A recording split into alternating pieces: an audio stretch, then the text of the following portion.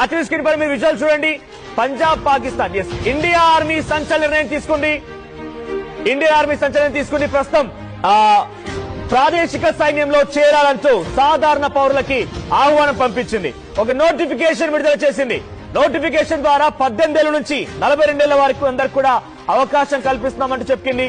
పౌరులందరూ కూడా ఆర్మీలో చేరాలని చెప్పి సంచలన నిర్ణయం తీసుకుంది. దాని తాలూకా నోటిఫికేషన్ విడుదల చేసింది. రైట్, ప్రెసెంట్ భారత్ పాక్ ఉద్రిక్త నేపథ్యంలో నిర్ణయం తీసుకుని తెలుస్తోంది. శ్యామ్ ప్రసాద్ గారు, భారత ప్రభుత్వం ఈ సంచలన నిర్ణయం ఎలా చూడాలి? అంటే సామాన్యమైన వ్యక్తుల్ని కూడా ఆర్మీలో చేరాలంటూ ఆహ్వానం అందించడం, నోటిఫికేషన్ విడుదల చేయడం, దరఖాస్తు చేసుకోవడం కోసం ఆహ్వానం పంపించడం ఎలా చూడాలి? అంటే ఈ సమయంలో అంటే ప్రజల యొక్క అవసరం కూడా ఉంది, ప్రజలు కూడా దీంట్లోకి వచ్చి సేవలు అందించాలనేటువంటి ఉద్దేశంతో ఉందా, లేకుంటే ఈ యుద్ధం నెక్స్ట్ లెవెల్ కు వెళ్ళబోతుంది కాబట్టి సైన్యం కోసం ఎదురు చూస్తుంది అనుకోవాలా?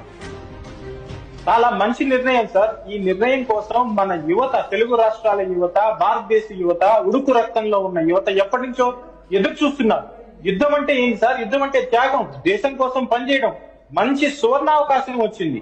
ఇప్పుడు యుద్ధం అంటే త్యాగాలే కాదు కదా, ప్రాణాలు కోల్పోవడమే కాదు కదా, ఇంట్లో కూర్చొని కూడా మనం చనిపోవచ్చు. ఇంత మంచి అవకాశాన్ని యువత తన దేశభక్తిని నిరూపించుకోవాల్సిన అవసరం లేదు. మనలో యువతలో అంతా దేశభక్తి కూరుకుపోయినది. యువ రక్తం ఉడుకు రక్తంలో ఉన్నారు.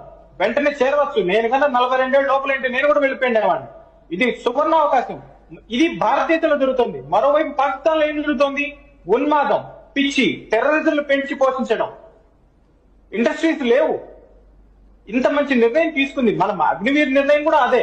ఈ రోజు టెరిటోరియల్ మనం గ్రాడ్యువల్ గా 2014 తర్వాత మన ఆలోచనలో సమూలంగా మార్పు వచ్చింది. దేశం ముందు, ఇండియా ఫస్ట్, నేను, నా కుటుంబం, నా సౌకర్యాలు, నా లగ్జరీలు లాస్ట్ ఆల్వేస్ అనే నిర్ణయంతో ప్రభుత్వాలు ప్రతి ఒక్కరూ, త్రివిధ దళాలే కాదు, వాళ్ళ అధిపతులే కాదు, ప్రధానమంత్రి, రక్షణ మంత్రి, టాప్ టు బాటం ఒక పద్ధతి ప్రకారంగా మనం మన దేశాన్ని ముందుకు చేసుకుంటూ వెళ్తున్నాం. కానీ please hold on, will get back to again. So Chandramouli గారు ఉన్నారు సార్. అంటే ఎలా చూడాలి? అంటే ఈ సమయంలో నోటిఫికేషన్ విడుదల చేసి